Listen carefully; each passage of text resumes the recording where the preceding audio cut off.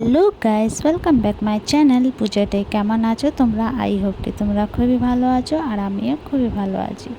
তো ভোরবেলায় উঠেছি, ভোরবেলা উঠে এই যে বাসি টাসি কাজ করছিলাম, তারপরে খাবার একটু বসিয়ে দিলাম। আজকে বেরোবো একটু পুজো করার উদ্দেশ্যে। তো মা বাবা এসেছিলো, তো ভাবলাম চলো মা বাবা এসেছে, একটু মা শীতলা মা মন্দিরে নিয়ে যেয়ে একটু পুজো করবার জন্য। তো এখানে দেখো সবাই আমরা তৈয়ার হয়ে তো যে বের হয়ে গেলাম আমরা পুজোর উদ্দেশ্যে।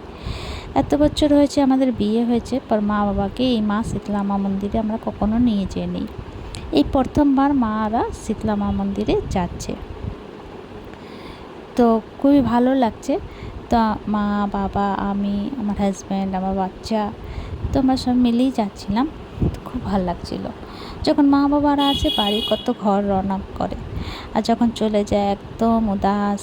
আমার বাবুটা এত কান্না করেছে যখন চলে গেল মা বাবা। তো দেখো কথা বলতে বলতে আমরা পৌঁছেই গেলাম। তারপর এখান থেকে প্রসাদ টসাদ নিয়ে আমরা ভিতরে যাচ্ছিলাম।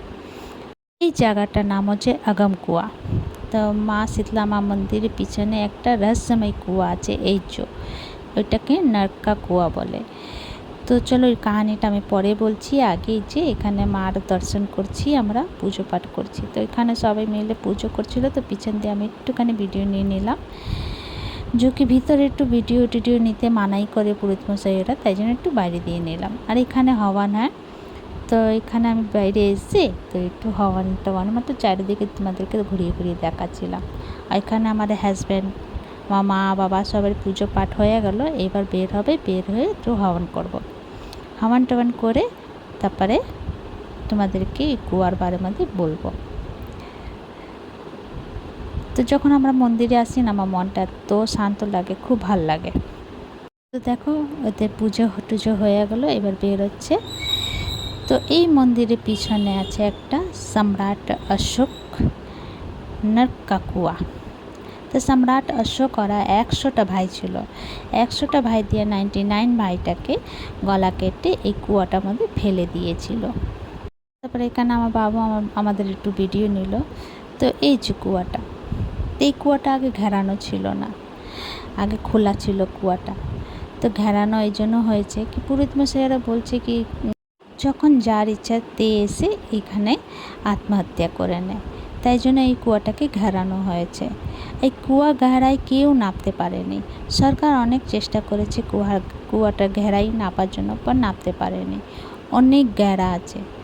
তারপরে তো সবে বুদ্ধির লেখায় ওই কুয়াটাকেই বন্ধ করিয়ে দিল, চারিদিক দিয়ে ঘেরিয়ে দিল। তো এখানে দেখো মারা পুজো করে নিয়েছে, তো একটু ফটো তুলে দিয়েছিলাম।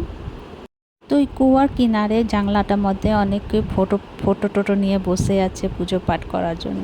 তো এটা আমাদের পুজো পাঠ হয় না কুয়ার। তো তোমরা কেউ পুজো পাঠ করো না, মাকে খালি দর্শন করো, পুজো করো, তারপরে চলে যেও। স্যার পয়সা কামানোর জন্য সব করে। তো এখানে আমাদের পুজো টুজো হয়ে গেছে, তো আমার বাড়ির জন্য রওনা দিয়ে দিলাম। তো তোমাদেরকে আমার ভিডিওটা কেমন লাগলো, ভালো লাগলে প্লিজ লাইক শেয়ার কমেন্ট করো, সাবস্ক্রাইব করে দিও। আবার নতুন ভিডিওর সঙ্গে দেখা হবে। তো তোমরা সে ভালো থেকো, সুস্থ থেকো। ভিডিওটা কেমন লাগলো কমেন্ট করে নিশ্চয়ই জানিও। ইউটিউব দিয়ে দেখলে সাবস্ক্রাইব করে দিও, ফেসবুক দিয়ে দেখলে ফলো করে দিও। তো চলো ভিডিওটা এখানে শেষ করছি। Bye bye, take care.